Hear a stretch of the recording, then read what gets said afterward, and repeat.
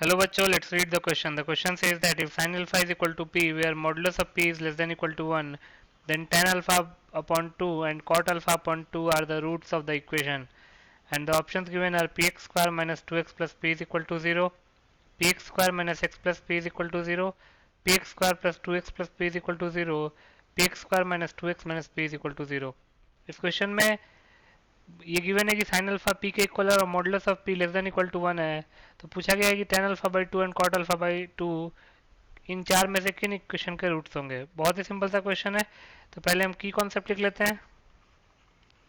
की कॉन्सेप्ट, पहला की कॉन्सेप्ट है कि tan थीटा को हम sin theta upon cos theta लिख सकते हैं और cot थीटा को हम cos theta upon sin theta लिख सकते हैं। दूसरा, if sum of roots and product of roots are known, then quadratic equation को कैसे लिख सकते हैं? then quadratic equation can be written as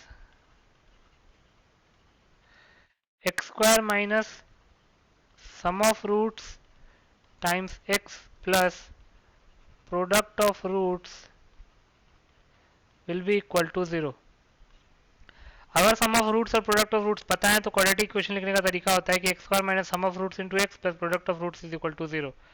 तो इन्हीं दो की कॉन्सेप्ट्स को फॉलो करके इस क्वेश्चन को सॉल्व कर लेते हैं। तो आगे प्रोसीड करते हैं। According to the question sine alpha p के इक्वल है और modulus of p less than equal to 1 है। Also tan alpha upon 2 and cot alpha upon 2 are the roots. तो पहले हम सम ऑफ रूट्स निकाल लेते हैं। देयरफॉर सम ऑफ रूट्स वो हो जाएगा tan alpha upon 2 plus cot alpha upon 2। tan alpha upon 2 को लिख सकते हैं sin alpha upon 2 upon cos alpha upon 2 plus cot alpha upon 2 को लिख सकते हैं cos alpha upon 2 whole upon sin alpha upon 2।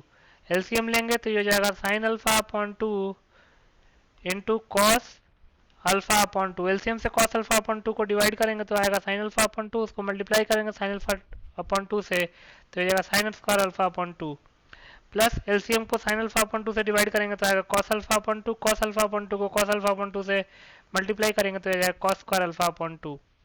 sin square theta plus cos square theta 1 के equal होता है तो ये जाएगा 1 upon sin alpha upon 2 into cos alpha upon 2। यहाँ हमने जो आइडेंटिटी यूज करी उसको लिख लेते हैं।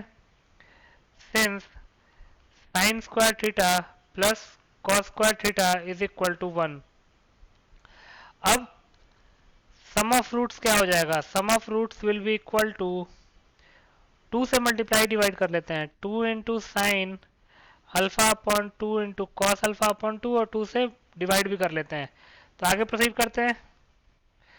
तो यहाँ से सम ऑफ रूट्स क्या आ जाएगा? Sum of roots will be equal to 2 upon 2 sine alpha upon 2 cos alpha upon 2 क्या हो जाएगा? साइन 2 टाइम्स अल्फा अपॉन 2, क्योंकि एक फॉर्मूला होता है since sine 2 theta is equal to 2 sine theta into cos theta.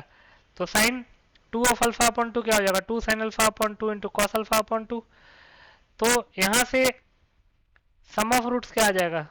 Some of roots will be equal to 2 upon sine alpha, और question में sine alpha p के इक्वल दे रखा है तो 2 अपॉन पी हो जाएगा। तो लिख सकते हैं therefore sum of roots will be equal to 2 upon p. Now product of roots निकालते हैं। तो लिख सकते हैं product of roots will be equal to, product क्या हो जाएगा? tan alpha upon 2 into cot alpha upon 2। दोनों एक दूसरे के रेसिप्रोकल होते हैं तो इसको 1 लिख लेते हैं। तो लिख सकते हैं therefore product of roots will be equal to 1। तो sum of roots 2 upon p आ गया, प्रोडक्ट ऑफ रूट्स 1 के इक्वल आ गया। तो लिख सकते हैं therefore required quadratic equation will be x square minus sum of roots क्या है? 2 upon p times x plus product of roots है 1 इज इक्वल टू 0। इसको थोड़ा सिंप्लीफाई करते हैं तो ये हो जाएगा x square minus 2 upon p times x plus 1 is equal to 0। P का एलसीएम ले लेते हैं तो ये हो जाएगा p x square minus 2 x plus p is equal to 0। तो ये आ जाएगा p x square minus two x plus p is equal to 0 is the required quadratic equation.